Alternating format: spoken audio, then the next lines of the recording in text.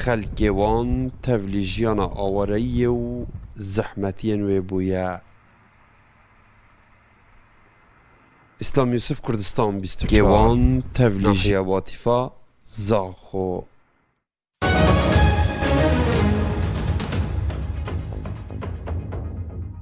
پەیڤدارê fermiyê hevpeymaniya navdewletiya dijî Daişê wan Marotov bû Kurdistan 24 got.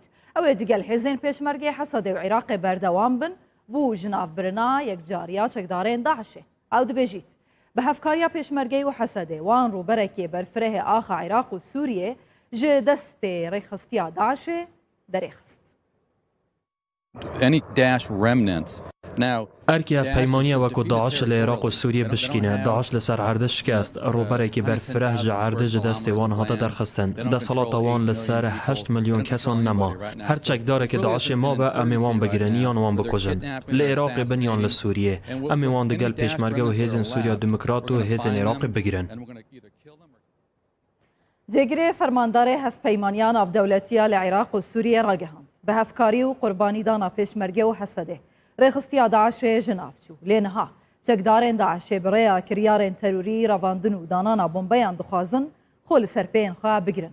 General Keyf Kopsî got jî hevpeymanan 120,000 endamên hêzên ewlehiyê li Sûriye û Iraqê perwerde kirine. Bû qonaxa piştî ji navbirina yekcariya Daişê. برشتبوونا پێشمەرگە و هێزین سووریا دەموقراتیک و هێزین عێراقê me karî rêxistina Daişê ji nav bibin. Niha em di qonaxeke nû dane hevpeymaniya navdewletî nîzîkî heştê welatan û rêxistinan li xwe digire û pabendin bi piştîvanîkirina vî erkî ji bo ji navbirina vê rêxistinê. Me bihtir ji 120,000 endam ji hêzên ewlehiyê lê Sûriye û Iraqê ji bo vî erkî rahînan kirine. Piştî ji navbirina Daişê niha ew çekdar karên terorî dikin. Lê em ê berdewam bin li ser piştîvanîkirina wan hêzan ji ber ku hê metirsiya Daişê li ser navçeyê heye. Teqîna bajarê Bab ya Bakurê Helebê kesek kuşt 13 birîndar kirin. Rûwangeha Sûrî bi mafên mirovî belav kiriye. Ev rû li meydana Qebasîn ya bajarê Bab teqîneke bihêz çêbû. Di encamê de rêveberê bingeha polîsan lê bajarokê bi zaxe yê derdora Babê hate kuştin 13 kesên dî birîndar bûn. Li gorî Rûwangehê teqîn bi rêya otomobîleke bombekirî bû. Bajarê Bab lê jêr destê Tirkiye û gropên çekdarên bi ser ve ye. Her der xirabe ye. Wezîrê Derve Tirkiye dibêjît ew pêşbînî dikin Yekêtiya Ewropa şaşîtiyên xwe fam bike bizane endametiya Tirkiye Yekêtiya Ewropayê bihêztir dike. Mewlûd Çavuşoğlu got Enqera pêşbînî dike Yekêtiya Ewropa şaşîtiyên xwe tê bigehe fam bike bizane endametiya Tirkiye di Yekêtiyê de nirx û bihayên Yekêtiya Ewropa zêdetir dike. Derbarê aloziyên li Rojhelata Navîn Wezîrê Derve Tirkiya dibêjît welatê wî dest ji mafên xwe bernade. Hemû hewlekê didin bû parastina mafên welat. Derbarê peywendiyên digel Amerîka Çavuşoğlu dibêjît ji bo berjewendiyên me di berjewendiyên stratejîkên her du aliyan da bin karên me em ê hemû hewlekê bidin.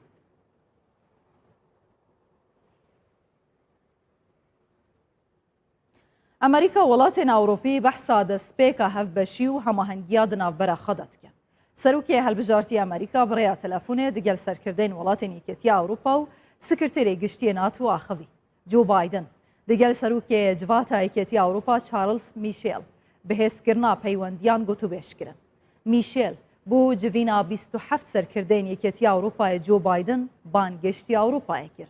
Her bi rêya telefonê Serokê Komisyona Ewropa Ursula von der Leyen got niha destpêka nû ya hevbeşiyê di navbera Yekêtiya Ewropa û Amerîka.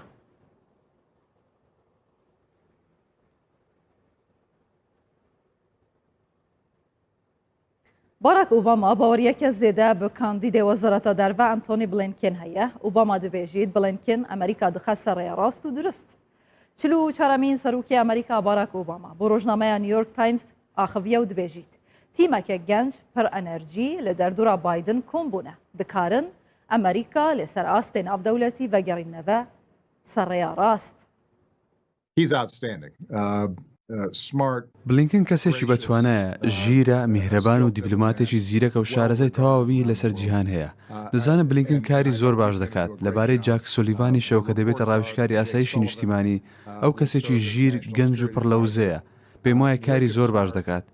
سیر بکە تیمێکی گەشە سەندوو لە دەوری بایدن کۆبوونەتەوە متمانەیەکی زۆرم پێیانە. پێم وایە کاتمان پێویستە بۆ ئەوەی خۆمان لە زیان و چاڵەکان بخەینە دەرەوە. بێگومان بایدن خەڵکی دروستی لەلایە بۆ ئەوەی ئەم کارە بکات و بڕوام وایە سەرکەوتوو دەبن.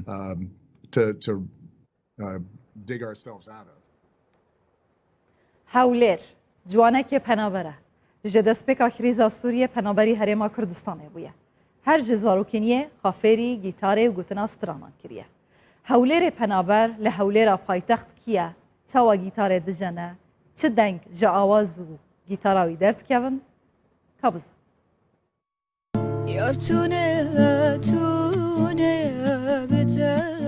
پێنج ساڵن ئامورا گیتارێ دژەنە و سترانان دبێژە و di jiyanê da du rê hilbijartine, yek ji wan xwandina û ya din jî huner e. Hewlêr ciwanek ji bajarê Qamişlo ye û li Hewlêra Başûrê Kurdistanê dimîne. Penabertî li pêş xewna Hewlêr nebûye rêgire û herdem li ser hêvî û xewnên xwe didome. Navê Kloda ji bi Hewlêr tê naskirin ji bajarê Qamişlo me. Ez ana li Hewlêr dijîm û yani 5 sal li gîtarê dixwim. Malbata me bavê me û xwe me gelekî alîkariya mikirin. Xastem xwe me yani ilham hemil cem wê bû quwet û hemil tiştî. Carê hevalê min jî hene derdkevin keç û xortin yani gelek hevalê min xweş yani dengê me rogê xelkê û gelek xelk bibîn û kêfa yani gelekî kêf xweş dibin. Ew gelek caran stranên folklor jî ezber dike û dibêje û ji birî zarafeya kurmanciya jorîn gelek caran bi zarafeya kurmanciya jîrîn jî distire. Gelek car dîvîsîn stranê folklorî hene çek kelîmatê wan zehmet û her wê jî hene zehmet merod icbarî merod nûsîn. Pêşmergê Kurda serê çiyanay. Ji pênc endamên malbata Hewlêr tenê ew û dê û li gel bavê xwe li Herêma Kurdistanê jiyan dikin. Ew rojên xwe li gel dost û hevalan û bi mijûltiya mûzîk û stranan derbas dike. Gelek hevalêm ser social medya hene û yani piştevaniya me ro dikirin rastî yani gelekî başin û xewna em ew in hunermend derkevim û yani xwendina xwe jî bikim. Ez û ca xwe bavê xwe fêr de jiyan dikin û ed zû de dûrketinin yani çûne xerîbê û em tê helvêdin û jiyan dimeş. Roj bi roj bîner û hezkiriyên dengê Hewlêr biryar û pelên civakî û bi şevhêrkên malbatî ra zêde dibin û ew jî dixwaze bike heyvî û xewnên xwe. Zerdeşt Hemê Kurdistan 24 Hewlêr. Kê got Hewlêr penabere li mala xwe ye. Ejan ev noçeyekê dîsa balkêşe bixwe bala min gelek kêşaye dapîra Rewşê 133 sal e wê sê karasatên êzidiyan bi çavên serê xwe dîtine. Nûke nêzîkî 205 nevî û nevî çirkên wê hene bijin maşallah. Dapîra 133 salî dibêjît dest û pên wê qencin lêroniya çavên wê kêm e baş nabîne. Serbûr û jiyana 133 saliya dapîra Rewşê çawa bû niha çi hîvî dike kabzan.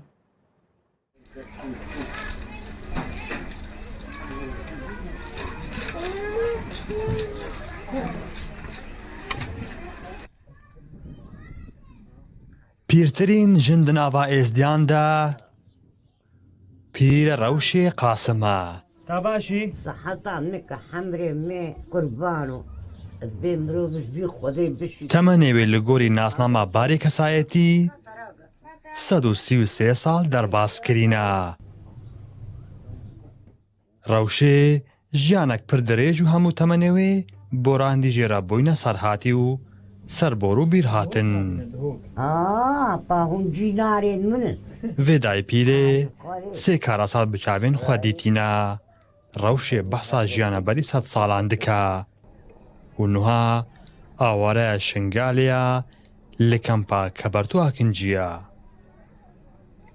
ئەمر بارایە بوو هەکەت بۆ ئادار قەراچێ مە هەموو خێر و بێر و مەڕات بوت بارز کرد مەپەزێ خۆت برنە عیشی وارد چێکریبوون و خەربە بوون و حەوشون مەپەزێ خۆت بر کۆنێ مەزن مە برف سەر خەربەدەت گرت ئەبە ئالی هەمەنێ بەردابووی ئێزایی کەتێ ئێستەوری حەوشێ دەبوو و معیشاتەمە مەهەی کەبنە بخەڕەت برۆ هەوەتی دینە بوو ئەبووی خودێ خەردەلەر زەهب بوو و ڕێز زەهب بوون و کەرەنگز زەهب بوون و کمی زەهب بوون و بێجاز بژمەتە شیر فر و خەلەندۆر و پەنیر و ئەی پێزی زەهب بوو بنیمەت بیمێ چڵوک لێوە لە زان نەبوو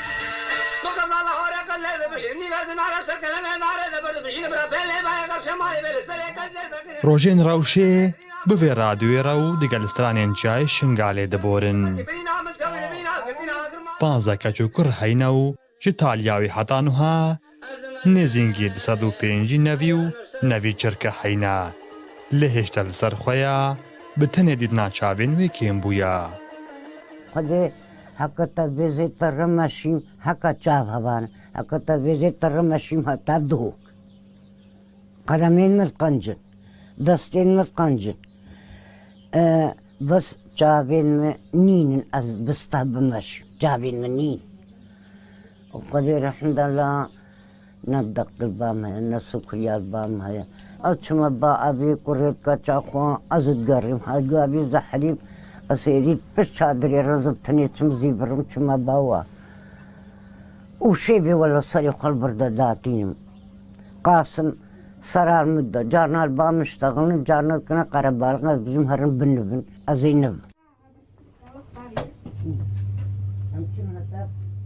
ڕەوشێ لە گوندێ بارایی بەسەر نەحیا کەسەیەکەون ji dayîk bûye piştî awerabûnê digel neviyên xwe hatin kempa kebertû jiyan û ev 6 salin lê dimînin hêviya rewşê ewa carek din berî mirinê li şingala xwe vegerê û bibîne şingal bi xelkê wê avaya û zarokên wê yên niha jê dûr li hembêza wê bin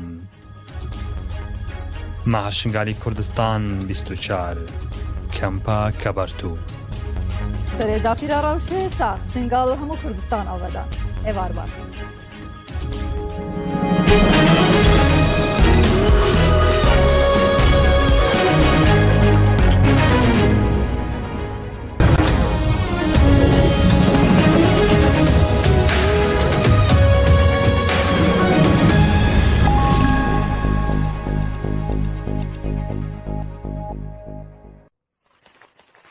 لە پێناو خواردنەوەی کوکت شایی لەگەڵ باپیرەدا بۆ بەردەوامبوونی خۆشی و ئاهەنگەکان بۆ بەردەوامبوون لە گەشتکردن لەگەڵ هاوڕێیاندا بۆ خۆ ئامادەکردن بۆ چوونە دەرەوە لە پێناو هەموو ئەو کەس و شتانی خۆشت دەوێن ماسک ببەستە حکوومەتی هەرێمی کوردستان فەرمانگەی میدیا و زانیاری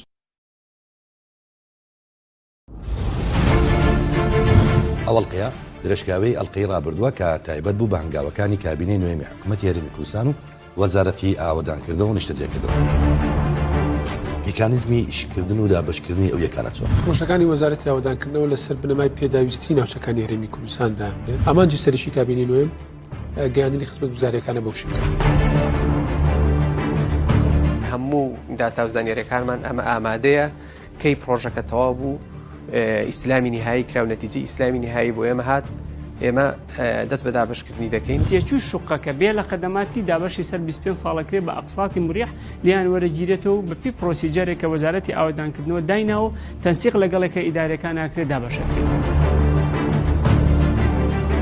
شکین بۆ سەر جەمە ماوەدانە دەکەین و لە ڕووی کوالیتیەوە لە ڕووی چۆنێتیەوە چێکیان دەکەینەوە ئێمە ئەوەی بۆمان هاتووە هیچ تەسهیلاتێک لە مەسائلی کواڵەتی مەکەن ئەوەی کواڵەتیە بیکەن ئەوەی لە بەرژەوەندی پرۆژەکانە بیکەن زۆر زاقس لەسەرەوە دەکرێت شەقامەکانی ئێمە دروست دەکرێن و تازە ئەمەش پێکرد مانجێک دوو مانگ ساڵێک دوایەوتر تێک دەچێت جنابتان چیتان لە کابینە نوێی حکوومەت هێرمی کوردستان لەسەر ئەم پرسە کرد. تاقیەکانی ئێمە هەمووی ڕۆنامەی ئایزوی نێودەوڵەتیان وەرگرتووە بۆ مەسلەی کۆنتڕۆڵکردنی کوالیتی کەرەستەکان کە بەکارهێنرێن سەر ئاسێکی زۆر باشایی.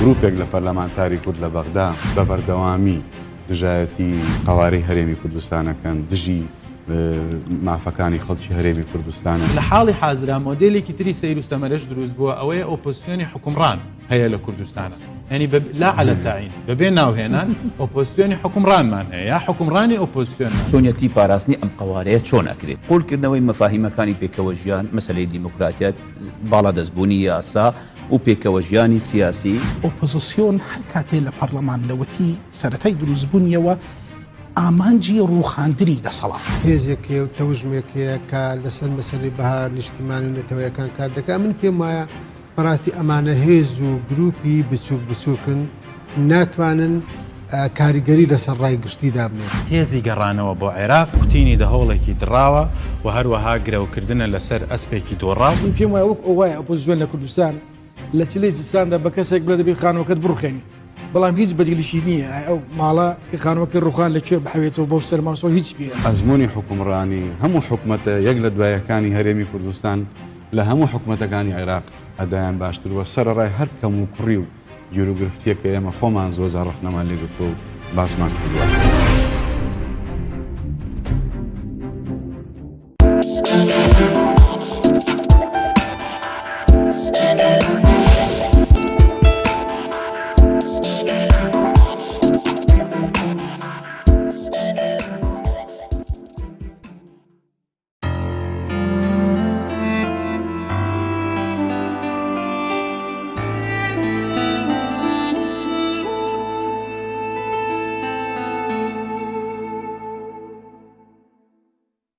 هەواڵە ئابوووریەکان بە سپۆنسەری کاڤین گروپ.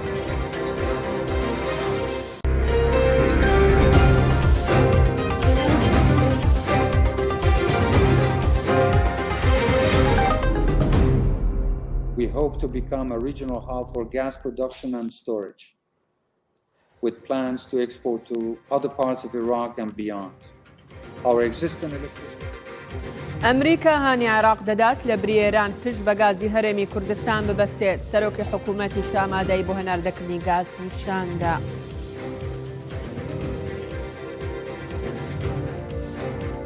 چین هاوشێوەی وڵاتانی دیکە دەیەوێت ئاسیەوە بەرهێنانەکانی لە هەرێمی کوردستان زیاد بکات. ئەمڕۆژ پێشانگایەکی ئەلکترۆنی لە نێوان هەرێمی جێجانگ و هەولێر بەڕێوە چوو.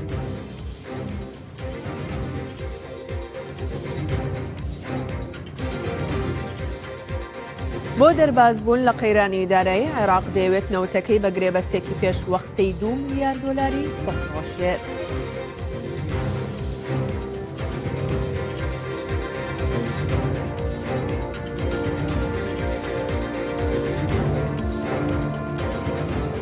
لە کوردستان 24 گەشتێکی هەواڵەکانی ئابووریتان پێشکەش دەکەین ئەم کاتتان باش. کۆنفرانسی ئابووری کوردستان دوای کۆڕۆنا بە بەشداری سەرۆکی حکوومەت و بەرپرسانی ئەمریکا بەردەوامە لە کارەکانی کە لەلایەن ئەنجومەنی کاری ئەمریکای عێراق ڕێکخراوە. دوێنێ لە میانی کۆنفرانسەکە جێگری وەزیری وزەی ئەمریکا ڕایگەیاند پێویستە حکوومەتی عێراق هاوردەکردنی گازی ئێران سنووردار بکات. لە بەرامبەردا پشت بە گازی هەرێمی کوردستان ببەستێت. سەرۆکی